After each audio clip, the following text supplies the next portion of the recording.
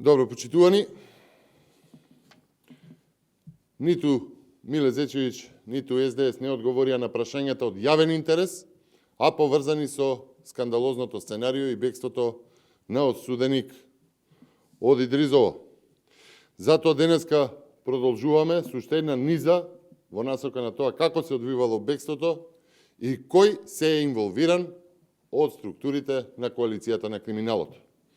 Почитувани, коалицијата на криминалот СДС-ДУИ мора да одговори дали со Срѓан, со шефот до крај Димитриевски, главна улога во сценариото за бегство на осуден убиец има и Идрис Асани, затворски полицаец од Студеничани. Дали коалицијата Димитриевски Асани се главни организатори или само извршители на ова бегство?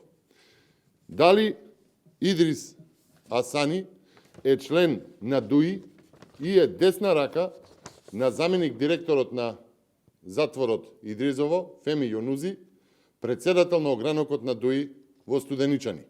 Тоа се овие двајца на фотографијата, а ова е неговата политичка активност.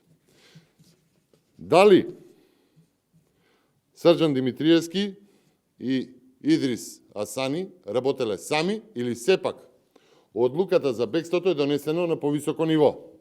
Дали зад бегството постои уште една порака со шефот до крај?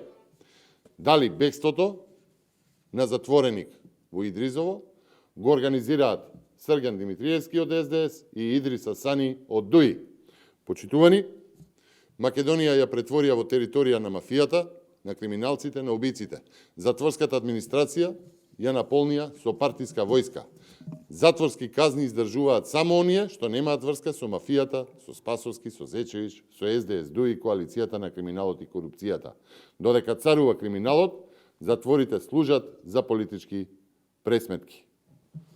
Ви благодарам, повелете со прашање. Добар ден, Стилковски, ако може надвора темата.